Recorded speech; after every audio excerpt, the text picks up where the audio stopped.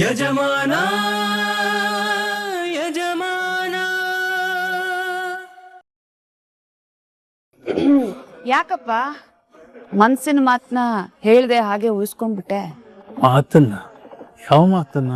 ಏನ್ ಮಾತಾಡ್ತಾ ಇದ್ದೀಯ ನೀನು? ಈ ಕಡೆ ನಾನು ಹೇಳಿರೋ ಮದುವೆ ವಿಚಾರನೂ ಪ್ರಸ್ತಾಪ ಮಾಡಿದೆ, ಈ ಕಡೆ ಜಾನ್ಸಿ ಅಮ್ಮ ಬದುಕಿದಳೆ ಅನ್ನೋ ಸತ್ಯನೂ ಜಾನ್ಸಿಗೆ ಹೇಳ್ದೆ. ಯಾಕಪ್ಪ ಈ ತರ ವಿಲವಿಲ ಅಂತ ಒದ್ದಾಡ್ತಾ ಇದೀಯಾ? ನೋಡು, ಏನಾದ್ರೂ ಒಂದು ಡಿಸಿಷನ್ ತಗೋ, ಇಲ್ಲಾಂದ್ರೆ ಇದೊಂಥರ ಹುಳ ತರ ನಿನ್ ತಲೆ ಒಳಗಡೆ ಕೊರಿತಾ ಇರುತ್ತೆ. ತುಂಬಾ ಟೆನ್ಷನ್ ತಗೊಳ್ಳೋದು ಆರೋಗ್ಯಕ್ಕೆ ಒಳ್ಳೇದಲ್ಲ. ಸೊ ಆದಷ್ಟು ಬೇಗ ಏನಾದ್ರೂ ಒಂದು ನಿರ್ಧಾರ ತಗೊಂಡು ಜಾನ್ಸಿ ಮದುವೆ ನನ್ನ ಮಗನ ಜೊತೆ ಮಾಡಿಸು. ನೀನು ಹೇಳೋದು ಹೇಗಿದೆ ಗೊತ್ತಾ? ಸಾಕಿದ ಪ್ರಾಣಿನ ಕಟ್ಕನ್ ಕೈ ಕೊಡೋದಿಕ್ಕೆ ಹಿಂದು ಮುಂದೆ ಯೋಚನೆ ಮಾಡ್ತೀವಿ, ಅಂತಾದ್ರಲ್ಲಿ ನನ್ನ ಮೊಮ್ಮಗಳನ್ನ ಪಾಪಿ ಅಂತ ನಿನ್ನ ಮಗನಿಗೆ ಕೊಡಕ್ ಸಾಧ್ಯನೇ? ಸ್ವಲ್ಪ ಯೋಚನೆ ಮಾಡೆ. ನೋಡಪ್ಪ, ಪ್ರಾಕ್ಟಿಕಲಿ ನಿಂಗೊಂದು ವಿಷಯ ಹೇಳ್ತೀನಿ ಕೇಳು. ಎನಿ ವಿಚ್ ವೇಸ್ ನಮ್ ಜಾನ್ಸಿಗೆ ಮೆನ್ ಡಾಮಿನೇಷನ್ ಇಷ್ಟ ಇಲ್ಲ. ಹಾಗಿದ್ಮೇಲೆ ಅವಳೇ ನಮ್ ಪ್ರಣವ್ಗೆ ತಾಳಿ ಕಟ್ಟಿ ಜೊತೆಲಿ ಇಟ್ಕೊಂಡ್ಬಿಡ್ಲಿ ಬಿಡು. ಯಾಕೆ ಸುಮ್ಮನೆ ಇಷ್ಟೊಂದು ಟೆನ್ಷನ್ ತಗೊಳ್ತೀಯಾ? ಆಹಾ, ಆಸ್ತಿಗೋಸ್ಕರ ನಿನ್ನ ಮಗನ್ನ ಯಾವ ಮಟ್ಟಕ್ಕೆ ಬೇಕಾದ್ರೂ ಇಳಿಸೋದಕ್ಕೆ ನೀನು ರೆಡಿ ಇದೆಯಾ ಅಂತ ಆಯ್ತು. ನಿನ್ನ ಸೊಸೆನ ಕಿಡ್ನಾಪ್ ಮಾಡಿಟ್ಟಿರೋ ನನಗೆ ಬೇರೆ ಎಲ್ಲ ಯಾವ ಲೆಕ್ಕನೂ ಇಲ್ಲಪ್ಪ. ನಿನ್ ಲೆಕ್ಕ ಮೇಲೊಬ್ಬ ಇದಾನಲ್ಲ, ಅವನೊಪ್ಪೋದಿಲ್ಲ. ಅವನ ಲೆಕ್ಕನೇ ಬೇರೆ ಇರುತ್ತೆ. ಆ ಲೆಕ್ಕಕ್ಕೆ ಸರಿಯಾದ ಫಲ ಕೊಟ್ಟೇ ಕೊಡ್ತಾನೆ. ಅದು ಏನೇ ಬರ್ಲಿ ನಾನ್ ಪರಿಹಾರ ಹುಡ್ಕೊಳ್ತೀನಿ. ನೋಡಪ್ಪ, ಸುಮ್ಮನೆ ನೀನು ಏನೇನೋ ಯೋಚನೆ ಮಾಡಿ ಪಾಪದ ಹುಡುಗಿ ನಮ್ ಜಾನ್ಸಿಗೆ ದುಃಖ ಕೊಡಬೇಡ. ಲೇ ತುಳಸಿ, ನಿನಗೆ ಪ್ರೀತಿ ವಾತ್ಸಲ್ಯ ಮಮಕಾರ ಅವಳ ಬಗ್ಗೆ ಇತ್ತಿದ್ರೆ ಆ ಮಗು ತಾಯಿ ಪ್ರೀತಿನ ಕನಸಲ್ಲಿ ನೆನೆಸ್ಕೊಂಡು ಅನುಭವಿಸುವಂತ ಸ್ಥಿತಿ ಬರ್ತಾ ಇರಲಿಲ್ಲ ಕಣೆ. ಆ ಮಗು ನೆನಪನ್ನ ಕಳ್ಕೊಂಡ್ಬಿಟ್ಟಿದ್ದಾಳೆ, ತನ್ನ ಗಂಡನ ಪ್ರೀತಿನ ದೂರ ಮಾಡ್ಕೊಂಡಿದ್ದಾಳೆ. ನಿನಗೆ ಒಂದಿಷ್ಟಾದ್ರೂ ಅವಳ ಬಗ್ಗೆ ಕನಿಕರ ಬೇಡವೇನೆ? ಅಪ್ಪ, ಪದೇ ಪದೇ ಅವಳ ಗಂಡ ಅಂತ ಅವನ ವಿಷಯ ತೆಗಿಬೇಡಪ್ಪ. ನೀನು ಅಷ್ಟೇ, ಅವಳ ಬಗ್ಗೆ ಕಾಳಜಿ ಇದೆ ಮಮಕಾರ ಇದೆ ಅಂತ ಕತೆ ಕಟ್ಬೇಡ ನನ್ ಮುಂದೆ. ನೀನು ಮನುಷ್ಯಲೇ ಅಲ್ಲ, ರಾಕ್ಷಸಿ ರಾಕ್ಷಸಿ ನೀನು. ಹೌದು ಹೌದು, ನಾನು ರಾಕ್ಷಸಿನೇ. ನನ್ನ ಆಸೆ ಆಕಾಂಕ್ಷಕ್ಕೋಸ್ಕರ ನಾನು ಯಾರನ್ನ ಬೇಕಾದ್ರೂ ಬಲಿ ಕೊಡ್. ನೋಡಪ್ಪ, ಇನ್ನ ನನಗೆ ಕಾಯೋ ತಾಳ್ಮೆ ಇಲ್ಲ. ನಿನಗೆ ನಿನ್ ತಂಗಿ ಮಗಳು ಸುಮಿತ್ರ ಸಿಗಲ್ಲ. ಬೇಡ ಕಣೆ, ಅಷ್ಟೊಂದು ಕಠೋರ ಆಗ್ಬೇಡ್ವೆ. ನಿನಗಿನ್ನ 10 days, 10 ದಿನ ಟೈಮ್ ಕೊಡ್ತೀನಿ. ಅಷ್ಟರಲ್ಲಿ ನೀನು ಪ್ರಣವ್ ಜಾನ್ಸಿ ಮದುವೆ ಮಾಡಿಸ್ಬೇಕು. ಇಲ್ಲ ಅಂದ್ರೆ 11ನೇ ದಿನ ನಿನ್ನ ಸೊಸೆ ಸುಮಿತ್ರ ಸಾಯ್ತಾರೆ. ನೀನ್ ಯಾಕೆ ಕಟಕರ ತರ ಮಾತಾಡ್ತೀಯ? ಏನ್ ಹೇಳ್ತಾ ಇದೀಯ ನೀನು? ಸತ್ಯ ಹೇಳ್ತಾ ಇದ್ದೀನಪ್ಪ. ಇವತ್ತಿಂದ ನಿನ್ನ ಸೊಸೆಗೆ ಟಾರ್ಚರ್ ಕೊಡಿಸೋದಕ್ಕೆ ಶುರು ಮಾಡಿದ್ದೀನಿ. ಪ್ರತಿ ದಿನ ನಿನ್ನ ಸೊಸೆ ಅಲ್ಲಿ ನರ್ಕ ಅನ್ಬೋದು. ಸಮಾಜ ದೃಷ್ಟಿಯಲ್ಲಿ ಸತ್ತಿರೋ ನಿನ್ನ ಸೊಸೆ ನಿಜವಾಗ್ಲೂ ಸಾಯ್ತಾಳೆ. ಬೇಡ ತುಳಸಿ, ಬೇಡ ಕಣೆ, ಆ ನಿರ್ಧಾರ ಮಾಡಬೇಡ ಕಣೆ. ಬೇಕು, ನನಗೆ ಈ ಆಸ್ತಿ ಬೇಕು. ಚಾನ್ಸಿ ನನ್ನ ಸೊಸೆ ಆಗ್ಬೇಕು. ಅದು ಇನ್ನು 10 ದಿನದಲ್ಲಿ ಡಿಸೈಡ್ ಆಗ್ಬೇಕು. ನಿನ್ ಯಾಕೆ ಅರ್ಥ ಆಗಲ್ಲ? ಅವಳು ಒಪ್ಪೋ ಮನಸ್ಥಿತಿ ಇಲ್ಲ. ನಾನು ಬಿಡ್ಕೊಡೋ ಪರಿಸ್ಥಿತಿಯಲ್ಲಿ ಇಲ್ಲ ಅಪ್ಪ. ಆಲ್ರೆಡಿ ನಿನ್ ಸೊಸೆಗೆ ನರ್ಕ ದರ್ಶನ ಶುರು ಆಗಿದೆ. ಅದ್ರದ್ದೊಂದು ವಿಡಿಯೋ ಮಾಡಿ ಫಸ್ಟ್ ಡೇ ಫಸ್ಟ್ ಶೋ ನಿನಗೆ ತೋರ್ಸೋದಿಕ್ಕೆ ಅರೇಂಜ್ಮೆಂಟ್ಸು ಮಾಡಿಸ್ತೀನಿ. ನೆನಪಲ್ಲಿರ್ಲಿ, 10ನೇ ದಿನಕ್ಕೆ ಎಲ್ಲ ಕ್ಲಿಯರ್ ಆಗ್ಬೇಕಾ? ಇಲ್ಲ ಅಂದ್ರೆ 1 ದಿನ ಕಳೆದ ಮೇಲೂ ನೀನು ಓಕೆ ಅಂದ್ರೆ ಸುಮಿತ್ರನ್ ಹೆಣ ಕೂಡ ಸಿಗೋದಿಲ್ಲ.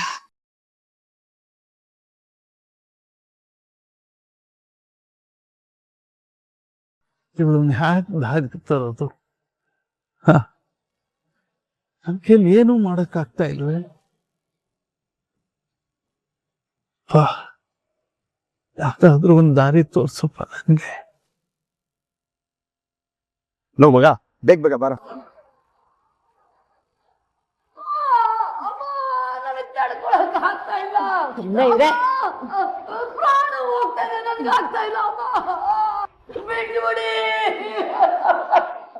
ಅಯ್ಯೋ, ನಿನ್ ದಿನ ದಿನ ಹೀಗೆ ಅನ್ಭವಿಸ್ಬೇಕಣೆ. ಅಯ್ಯೋ ದೇವ್ರೇ, ನನಗೆ ಯಾಕಪ್ಪ ಈ ನರಕ ತೋರಿಸ್ತಾ ಇದೆಯಾ? ಯಾಕೆ ತಂದೆ ಈ ಶಿಕ್ಷೆ ಕೊಡ್ತಾ ಇದೆಯಾ? ನನ್ನ ಉಳಿಸ್ಕೊಳಕ್ಕೆ ನೀ ಬರಲ್ವಾ ತಂದೆ?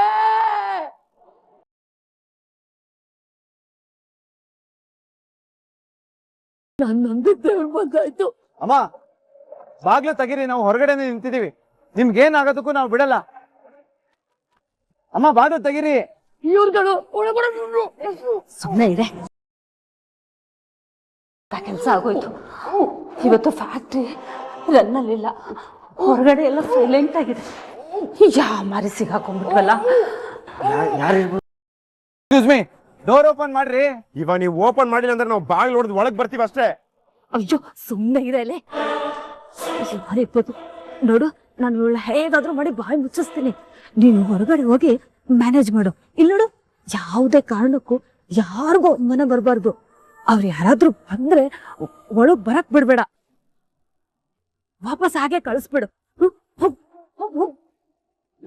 ಡೋರ್ ಓಪನ್ ಮಾಡ್ರಿ.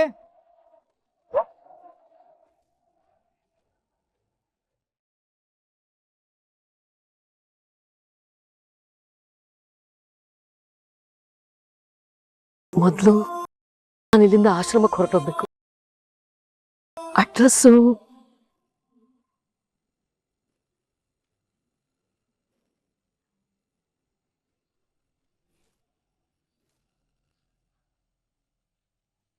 ನನ್ ಕಾರಲ್ಲಿ ಇರೋದ್ ಗೊತ್ತಾಗಿ ನಾನು ಹುಡುಕೊಂಡು ಇಲ್ಲಿಗೆ ಬಂದ್ಬಿಟ್ಟಿದಾರಲ್ಲ. ಏನ್ ಮಾಡ್ಲಿ ಈಗ ನಾನು? ನೋಡು, ನೀನ್ ಕೇಳಿದ ಅಮೌಂಟ್ ನಾನು ಇವತ್ತೇ ಕಳ್ಸ್ಕೊಡ್ತೀನಿ. ದುಡ್ಡಿನ ಬಗ್ಗೆ ನೀನ್ ಏನು ಯೋಚನೆ ಮಾಡ್ಬೇಡ. ನಾನ್ ಕಳ್ಸಿರೋ ಫೋಟೋದಲ್ಲಿ ಇರೋ ಲೇಡಿನ ಬೇಗ ಹುಡ್ಕೋದಿಕ್ಕೆ ವ್ಯವಸ್ಥೆ ಮಾಡು. ಓ, ನಾನಲ್ಲಿ ಇರೋದು ಅವ್ರಿಗೆ ಗೊತ್ತಿಲ್ಲ. ಅವ್ರ ಪಾಡ್ಗೋರು ಹುಡುಕ್ತಾ ಇದಾರೆ ಅಷ್ಟೇ. ಅಯ್ಯೋ, ಈ ಕಡೆಗೆ ಬರ್ತಾ ಇದಾರಲ್ಲ, ನನಗೇನ್ ಮಾಡ್ಲಿ? ನನ್ ಜೀವ ಉಳಿಸಿದ ಹುಡುಗಿ ಮನೆ ಇದೆ ಅಂದ್ಮೇಲೆ ನನಗ್ ರಕ್ಷಣೆ ಕೊಡೋ ಜಾಗನೂ ಇದೆ ಆಗಿರ್ಬೋದು. ಆ ಹುಡುಗಿ ಸಹಾಯ ಕೇಳಿ ಹೇಗಾದ್ರೂ ನಾನು ಆಶ್ರಮ ಸೇರ್ಕೊಂಡ್ಬಿಡ್ತೀನಿ.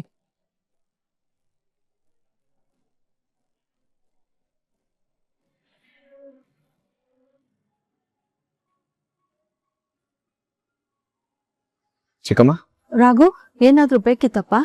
ನನಗೇನು ಬೇಡ ಚಿಕ್ಕಮ್ಮ. ಅಂದ್ರೆ ನನ್ನಿಂದ ನೀವೇನಾದ್ರೂ ಮುಚ್ಚಿಡ್ತಿದ್ದೀರಾ? ನಿನ್ನಿಂದ ನಾನೇನಪ್ಪ ಮುಚ್ಚಿಡ್ಲಿ? ಹಾಗೇನು ಇಲ್ಲ ಬಿಡು. ಅಲ್ಲ ಚಿಕ್ಕಮ್ಮ, ಮನೆ ಮೇಂಟೈನ್ ಮಾಡಕ್ ಏನಾದ್ರೂ ಕಷ್ಟ ಆಗ್ತಿದ್ಯಾ? ಅಥವಾ ಬೇರೆ ಏನಾದ್ರೂ ಪ್ರಾಬ್ಲಮ್ ಇದ್ರೆ ಹೇಳಿ. ಸುಮ್ನೆ ಏನೋ ಯೋಚನೆ ಮಾಡ್ಬೇಡಪ್ಪ. ಆತರ ಏನಾದ್ರೂ ತೊಂದ್ರೆ ಇದ್ದಿದ್ರೆ ನಾನ್ ನಿನ್ಗೆ ಹೇಳ್ತಾ ಇದ್ನಲ್ವಾ.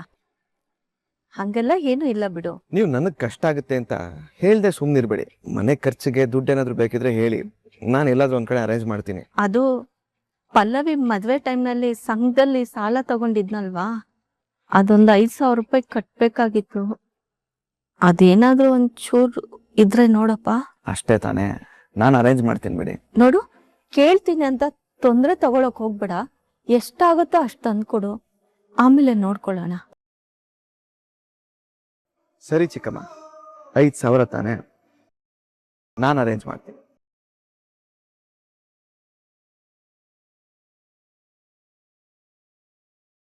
ನಾನು ನಿನಗೆ ಕೊಟ್ಟಿರೋ ಟೈಮ್ ಮುಗಿಯೋದಕ್ಕೆ ಇನ್ನ ಜಸ್ಟ್ 9 days ಅಷ್ಟೇ.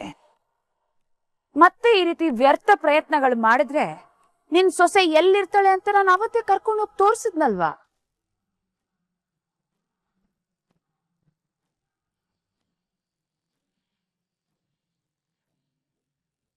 ನನ್ ಕನ್ಸಲ್ಲಿ ಅಮ್ಮ ಬಂದಿದ್ರು ತಾತ.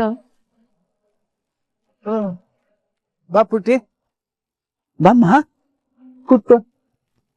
ಅಲ್ಲಮ್ಮ, ಏನಾದ್ರೂ ನಾನು ಕೇಳೋದು ಅಥವಾ ನೀನ್ ಹೇಳೋದು ಏನಾದ್ರು ಇದೆಯಮ್ಮ? ತಾತ, ಒಂದಷ್ಟು ಪ್ರಶ್ನೆಗಳಿವೆ. ಅದಕ್ಕೆಲ್ಲ ನಿಮ್ಮ ಹತ್ರ ಉತ್ತರ ಸಿಗುತ್ತೆ ಅಂತ ಅನ್ಕೊಂಡಿದ್ದೀನಿ. ಕೆಲವೊಂದು ಪ್ರಶ್ನೆಗಳಿಗೆ ನನ್ನ ಹತ್ರ ಉತ್ತರ ಸಿಗಬಹುದು. ಮತ್ತೊಂದಷ್ಟು ಪ್ರಶ್ನೆಗಳಿದಾವಲ್ಲ, ಅವುಗಳಿಗೆ ಕಾಲನೇ ಉತ್ತರ ಕೊಡಬೇಕು. ಕಾಲಕ್ಕಿಂತ ಹೆಚ್ಚಾಗಿ ನಾನ್ ನಂಬಿರೋದು ನಿಮ್ಮನ್ನ ತಾತ. ಕಾಲದ ನಿರ್ಣಯನ ನಿರ್ಧಾರ ಮಾಡೋ ಶಕ್ತಿ ನನಗಿಲ್ಲ. ಆದ್ರೆ ನೀನ್ ಆಡೋ ಮಾತಲ್ಲಿ ಸತ್ಯ ಯಾವುದು ಸುಳ್ಳು ಯಾವುದು ಅನ್ನೋದು ನನಗ ಅರ್ಥ ಆಗತ್ತೆ ತಾತ. ಹಾಗಾಗಿ ಸತ್ಯ ತಿಳಿಸೋ ನಿನ್ನ ಹತ್ರನೇ ಪ್ರಶ್ನೆ ಕೇಳಿದ್ರೆ ಉತ್ತರ ಸಿಗತ್ತೆ ಅನ್ನೋದು ನನ್ನ ಅಭಿಪ್ರಾಯ. ಮಾತು ಒಗಟಾಗಿದೆ ಅಂತಂದ್ರೆ ಪ್ರಶ್ನೆಗಳು ಕಠಿಣವಾಗಿರುತ್ತೆ ಅಂತ ಅರ್ಥ. ಪ್ರಶ್ನೆಗಳು ಯಾವತ್ತೂ ಸುಲಭವಾಗೇ ಇರುತ್ತೆ ತಾತ, ಆದ್ರೆ ಉತ್ತರಗಳೇ ಕಠಿಣವಾಗಿರೋದು. ಯಾಕಂದ್ರೆ ಆ ಉತ್ತರದಲ್ಲಿ ಸಾಕಷ್ಟು ಸತ್ಯ ಅಡಗಿರುತ್ತೆ. ತಿಳ್ಕೊಳ್ಳೋ ಕುತೂಹಲ ಇದ್ರು ಇರೋ ಗೊಂದಲಗಳ ಮಧ್ಯೆ ಇದು ತಿಳ್ಕೊಳ್ಬೇಕನ್ನೋ ಬೇಜವಾಬ್ದಾರಿ ಇತ್ತು. ಈಗ ಕುತೂಹಲ ಶುರುವಾಗಿದೆ. ಕುತೂಹಲ ಇದ್ದಕ್ಕಿದ್ದಾಗ ಶುರುವಾಯ್ತಾ? ಹೀಗೆ ನನ್ನ ಫ್ರೆಂಡ್ ತಂದೆ ಡಾಕ್ಟರ್ ತಾತ, ಅವ್ರನ್ನ ಭೇಟಿ ಮಾಡಿದೆ. ಡಾಕ್ಟರ್ನ ಯಾಕೆ ಭೇಟಿ ಆಗ್ಬೇಕು ಅಂತ ಅನ್ನಿಸ್ತು? ನನ್ ಮೊದ್ಲು ಕಲ್ಲಿನಾಗೆ ಗಡ್ಸಾಕಿದ್, ಆದ್ರೆ ಈಗ ಹೃದಯದ ಮಾತುಗಳಿಗೆ ಬೆಲೆ ಕೊಡ್ತಿದ್ದೀನಿ. ನನಗೆ ಗೊತ್ತಿಲ್ಲದೆ ಎಷ್ಟೋ ಸಲ ತುಂಬಾ ಸಾಫ್ಟ್ ಆಗ್ತಿದ್ದೀನಿ. ನಾನು ಎಷ್ಟೋ ಸಲ ಕನ್ನಡಿ ಮುಂದೆ ನಿಂತಾಗ ನೀನು ಮೊದ್ಲಿದ್ದ ಚಾನ್ಸೇ ಅಲ್ಲ ಅಂತ ನನ್ ಮನ್ಸಾಕ್ಷಿ ಹೇಳ್ತಿದೆ.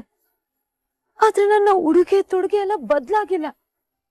ನೀನ್ ಏನು ಅಂತ ಹೇಳ್ತಿದೆ. ಈ ಎಲ್ಲಾ ಗೊಂದಲಗಳಿಗೂ ತೆರೆ ಎಳಿಬೇಕು ಅನ್ನೋ ಕಾರಣಕ್ಕೆ ಹೋಗಿದ್ದೆ.